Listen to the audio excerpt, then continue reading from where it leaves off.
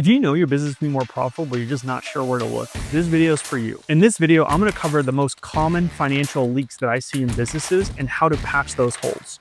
Hi, my name is Morgan Whalen. If you don't know me, I'm a fractional CFO and I work with 6- and 7-figure business owners every single day to help them become more profitable in their business. So I'm going to cover the 5 most common and the solutions to each one. So the first one that we want to look at is you have cash that comes in, but then each month, there's certain times of the month where your expenses eat a lot of your cash and you're left with very close, or maybe you're even going into the negative sometimes. So what's happening here and why is this a red flag? Well, if you ever look at cash flow, usually what happens is during the month, you're going to get money coming in, hopefully, right? And then you're going to have expenses that happen throughout the month. But most of the times, especially if your business is starting to grow at a pretty steady rate, your cash is going to go up more than your expenses on a typical day-to-day basis. And every once in a while, you're going to have a big drop, and that's usually because of payroll or rent or inventory, one of those big expenses. So the expense drops your cash position very, very low, and then you have to work up again to try to get your cash back to where it was, or maybe even higher, before it then does another big drop and you're back into the same position. If this sounds familiar, let me know, because I've seen this in multiple businesses. What happens if you have a bad month? So if you're going up like this and not as much cash came in as you thought, or someone didn't pay you, that a customer or a client didn't pay you on time, but all of a sudden your cash drops a little bit lower, and then your expenses still hit just the same. You still got to pay your team.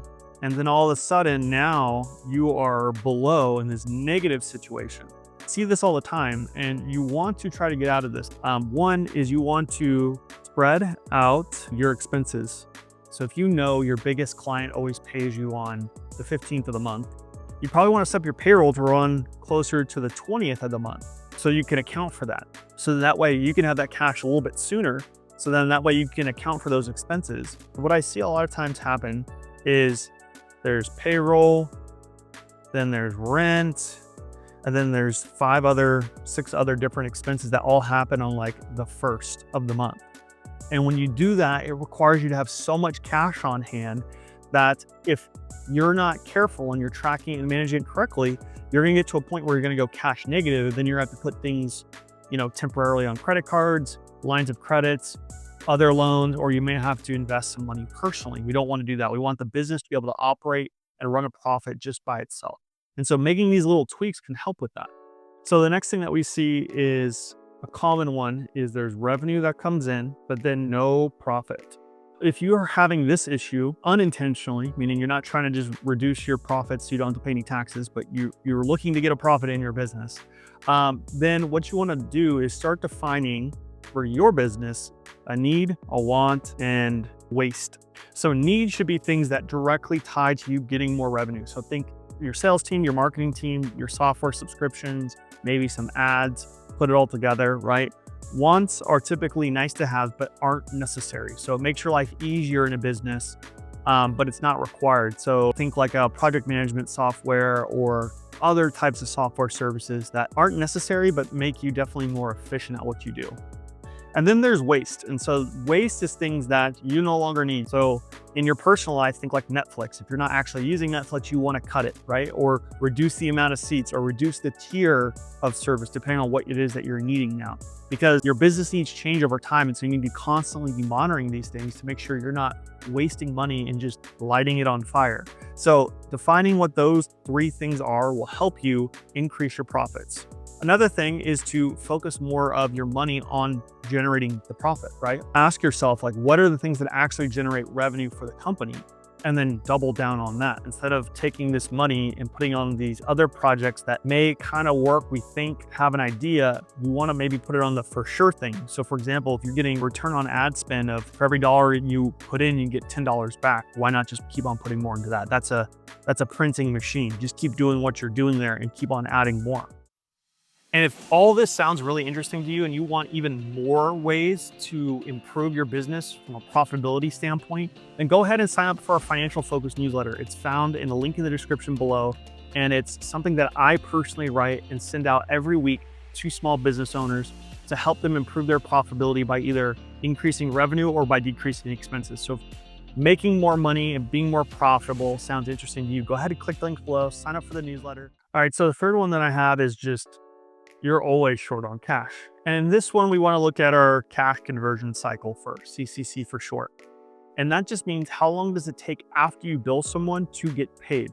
And so if you're doing something where it's called net 30 or net 60, that means once you bill them, they have 30 days, 60 days, 90 days, whatever you set on the invoice to pay that bill.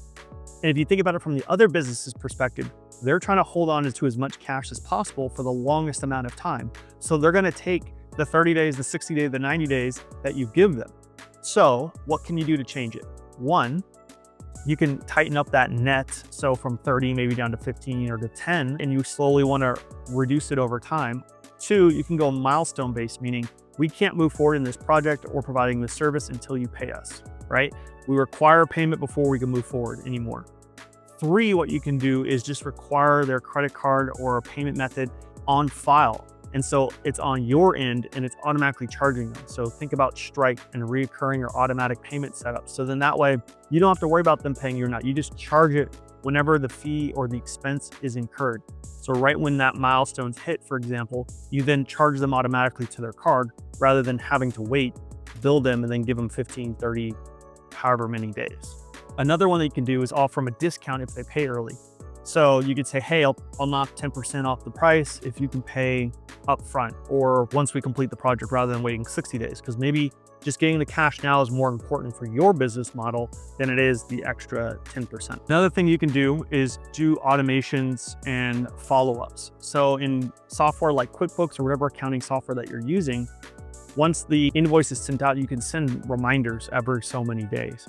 And when you do that, that will always keep it top of mind for whoever you're working with or your customer or your client. Let them know, God, I still have to pay this off. And so sometimes just even doing that will help speed up the payment process. So the fourth one that I see quite often is inconsistent revenue. So if your revenue looks like a wave from month to month and there's no consistency whatsoever, most likely culprit here, unless you're in a seasonal business, like if you work at the beach and people are going to the beach 3 months out of the year. If it's not a seasonal business, then what's most likely to happen is you're not getting enough volume through your funnel. So if you think about your acquisition funnel at the top, right, is where you're not getting enough volume. So not enough people or whatever it is, seeing your content, reading your emails, looking at your ads. So you need to invest more time, effort, and energy on making better ads, making better content, writing better emails, sending them out more frequently, because then that pushes everything through more. So with more volume at the top, there's more volume that will come through. And more volume that comes through, you're gonna have more consistent leads coming through your funnel. And if you have more consistent leads, you're gonna have more consistent conversions. So all that levels up. And so one of the things you need to do is focus more time, effort, energy, and capital on your marketing efforts, specifically getting people to know who you are as a business and then walking them through whatever stages for acquisition that you have. And so this could be the cart before the horse type of scenario where you're like, well, I hear you, but I need more money in order to do that. Well, as the business owner, you should be the first one to build that acquisition channel in that pipeline. So your time, effort, and energy should most likely be there unless you're working on the product or the service. It probably should be in that space, building it out and building the bridge across for people to buy your product or your service.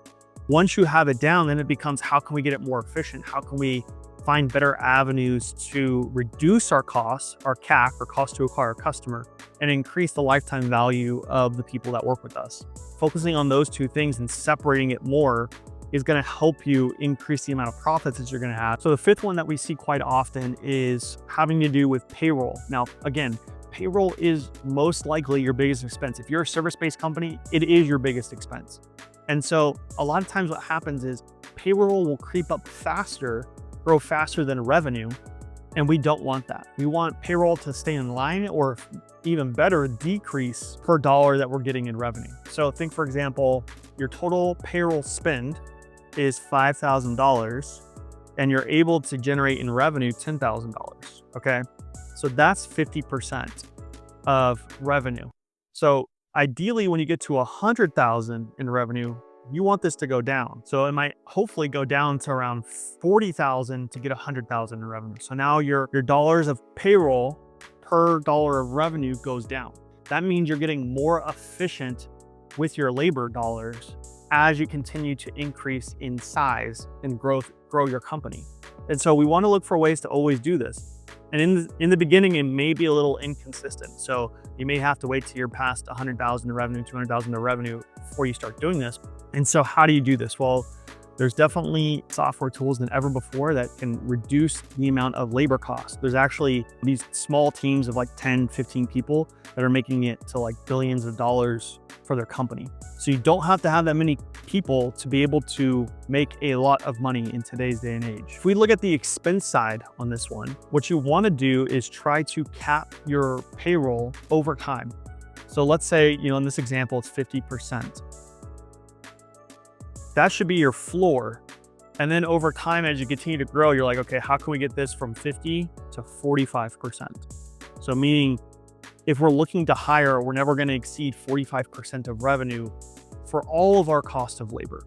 Okay. And then maybe you go from 45, how can we get it to 40?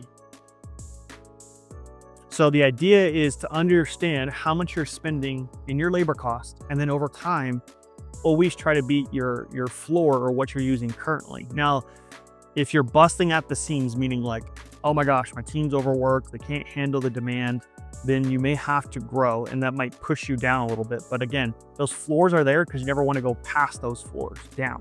So you want to set up your floor to give you cushion, and then over time say, okay, every time we do a growth spurt, we don't ever have to go down to our floor. That's good. Okay, let's raise our floor up. And so that'll help you over time to become more efficient, use your dollars to make more money, and then ultimately you become more profitable as a result. So there you have it. Those are the 5 red flags that you could find inside your business. If you found this helpful, let me know in a comment below on which one you're experiencing in your business and what you're going to do to solve it. And if you like content like this, don't forget to subscribe and like.